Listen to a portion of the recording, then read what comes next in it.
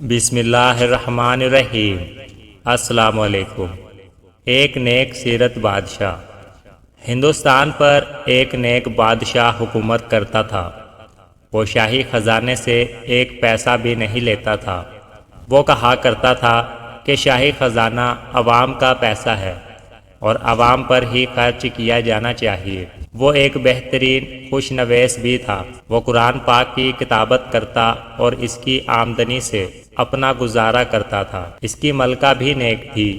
وہ گھر کا سارا کام خود کیا کرتی تھی، صفائی کرتی، کھانا پکاتی، کپڑے سیتی، غرض گھر کے سارے کام کاج اپنے ہاتھوں سے کرتی۔ ایک دن ملکہ کا ہاتھ روٹی پکاتے ہوئے جل گیا۔ جب بادشاہ گھر آیا تو ملکہ نے کہا، مجھے ایک خادمہ رکھنے کی اجازت دیں تاکہ وہ گھر کے کام کاج میں میری مدد کر سکے۔ بادشاہ نے کہا، ملکہ تم جانتی ہو کہ میں شاہی خزانے سے ایک پیسہ بھی نہیں لیتا، اس لیے کہ یہ عوام کا پیسہ ہے اور میری آمدنی اتنی نہیں کہ میں ایک خادمہ رکھ سکوں، کیونکہ میری آمدنی میرے ہاتھ کی کمائی پر ہے۔ قرآن پاک کی کتابت سے اتنی کم آمدنی میں ایک خادمہ رکھنے کی گنجائش کہاں ہے؟ میں اگرچہ بادشاہ ہوں مگر حقیقت میں ایک عام غریب آدمی ہوں۔ شاہی خزانے پر صرف عوام کا حق ہے اور عوام کی فلاح و بہبود کے لیے ہی خرچ ہونا چاہیے۔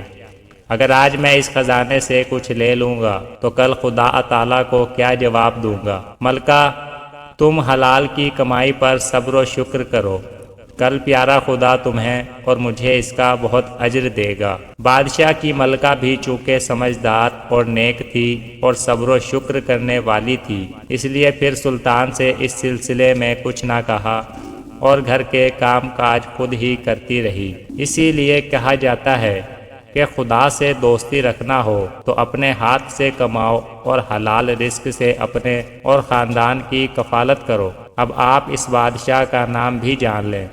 اس کا نام سلطان ناصر الدین تھا۔